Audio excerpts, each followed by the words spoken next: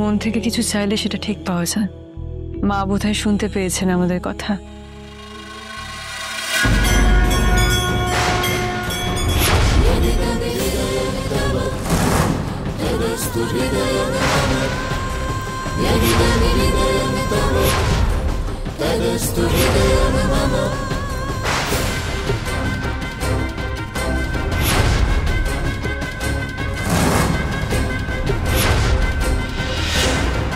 Doctor Sengupta, কি হয়েছে আপনার? আমি আমার কোনো এক জন্মে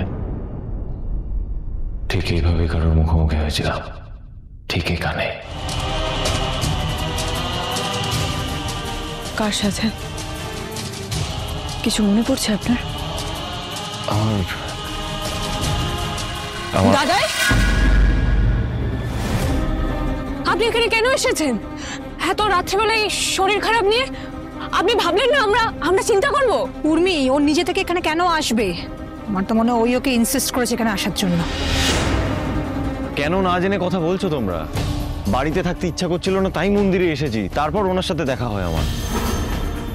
আর আপনি বসে গেলেন ওনার সাথে পুজো দিতে। উর্মি, এটা মন্দির, এখানে এইভাবে কথা বলো না। সূর্য, তুমি বাড়ি চলো, আমাদের টেনশনটা আর বাড়িও না প্লিজ। তোমরা আজকাল একটু বেশি দুশ্চিন্তা করছো না আমায় নিয়ে? সূর্য কথায় কথা বাড়বে, তুই এখন একটু চুপ থাক। আপনি চলুন এখান থেকে এখন। কেন যাবো? আমার যতক্ষণ ইচ্ছা আমি এখানে থাকবো। তোমার যদি যেতে হয় চলে যাও এখান থেকে। সূর্য, উর্মি তোমার ভালোর জন্যই কথাগুলো বলছে। এত লোককে ভালো চাইতে হবে না আমার, এর আগেও বলেছি। আর তোমরা দয়া করে চুপ করে থাকো, আর নাহলে মন্দিরে থাকার দরকার নেই। চলে যাও এখান থেকে।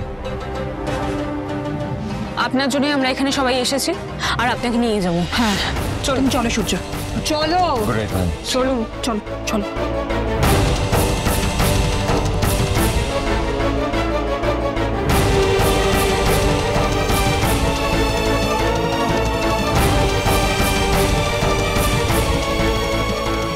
যখন আমার চাওয়াতে এতটা কাছে এনেছো থাকে, তাহলে বাকিটাও তুমি ঠিক করে দাও ঠাকুর। আমাকে তুমি শক্তি দাও।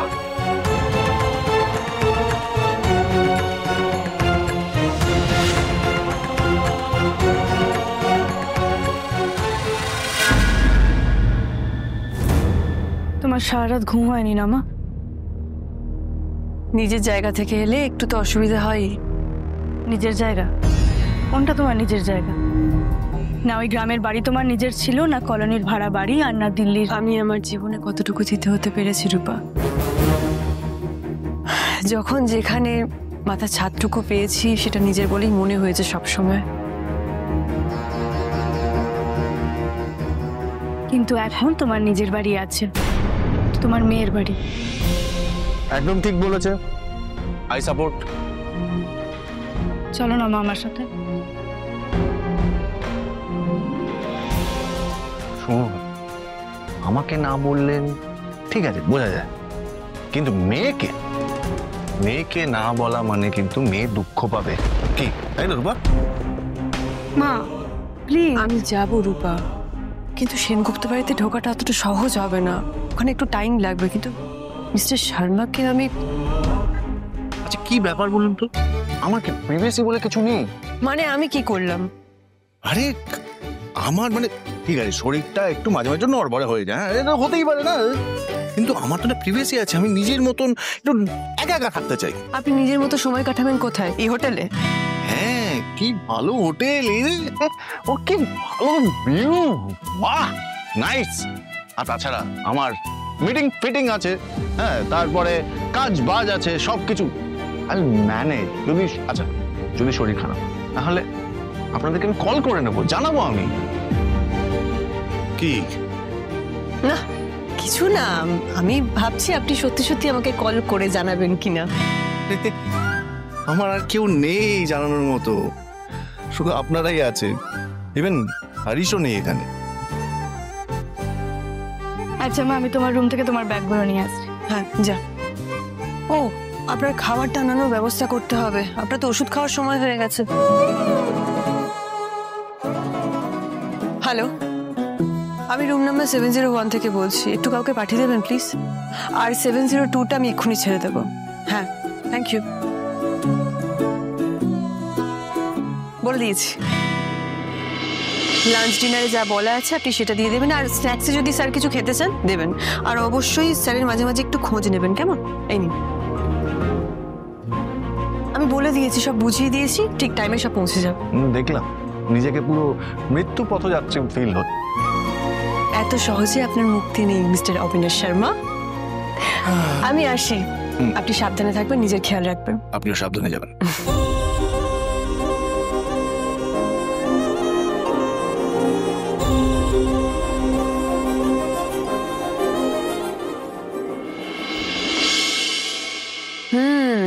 বেশ গুছিয়ে রেখেছিস বাড়িটাকে। সারা জীবন অগোছালো ভাবে থেকে এখন একটু গুছিয়েছি বলছো? ভালো লাগছে তোর এখানে এসে। আসলে একা থাকি তো, গুছিয়ে রাখাটাও সুবিধে। একা থেকে কি তুই ভালো আছিস রূপা?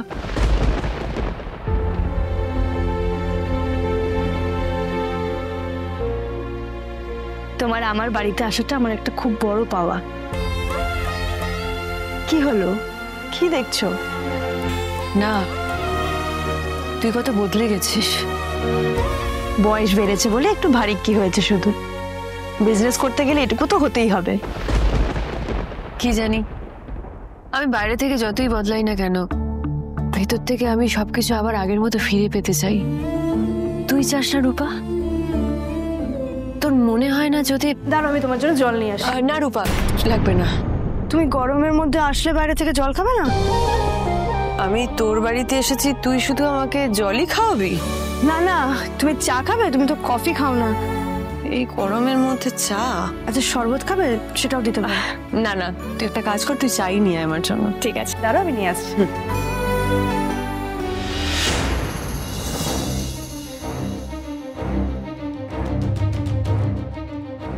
হ্যালো কৃষ্ণ, আমি কলকাতায় ফিরেছি।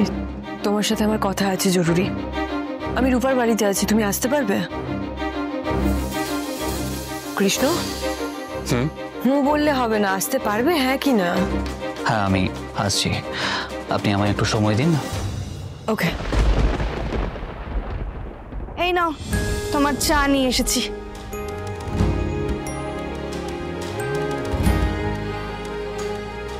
কতদিন পরে আমরা মা মেয়ে চা খাবো একসঙ্গে, যেন মনে হচ্ছে জীবনে কোনো টেনশনই নেই। তাই তো দেখছি, খুব খুশি খুশি লাগছে তো তোমায় আজ।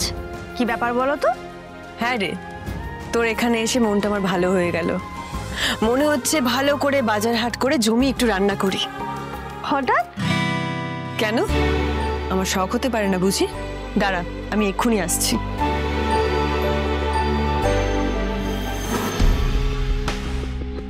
এত কিছুর পর মা এত স্বাভাবিক? সবটাই কেমন বেশি বেশি লাগছে।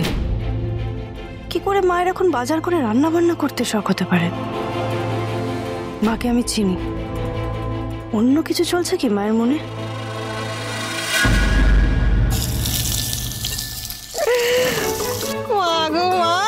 কতদিন পর এখন হাত খুলে রান্না করছি, কি যে আনন্দ হচ্ছে। হ্যাঁ, আপনাকে তো অঞ্জলি খুব খুশিও দেখছি। তা খুশি হবো না বলুন তো? খুশি হবো না? কেমন করে বাড়ি শুদ্ধ সব চলে গেল, গোটা বাড়িটা ফাঁকা ফাঁকা লাগে, একা একা লাগে, সারাক্ষণ গেলে আপনার দুজনের মুখ দেখতে হচ্ছে আমাকে। হ্যাঁ, আনন্দ হচ্ছে, খুব আনন্দ হচ্ছে, কি যে বলি না। তবে হ্যাঁ, এই হঠাৎ পাওয়া আনন্দগুলোই না মনটা খুব ভালো করে দেয়। তবে যা শুনলাম তাতে থাক থাক থাক, শুনেছি শয়তানের নাম নিলে শয়তান নাকি দৌড় করে এসে হাজির হয়, দেখা দেয় আর কি। দীপার প্রসঙ্গে থাক বড়, ওই প্লেটখানা নিয়ে আসুন না, সুন্দর করে পটল ভাজি তুলে রাখবো। পটল ভাজার কি মিষ্টি গন্ধ গো, মাগো। বুঝলেন ছোট আর এই যে মন ফুরফুরে থাকলে না কোনো খাটনি, তেমন খাটনি লাগে না। এই আনন্দ আনন্দে কেমন সব কাজ করে ফেললাম, আর দু জামাইকে সুন্দর করে চালাম, তার দিয়ে একেবারে কেটে দেব। ছোট বেয়ার, বলছি আজ আমাকে খেতে নেই, মানে দেবেন না খেতে? না, জামাই ষষ্ঠীতে শাশুড়িদের খেতে নেই।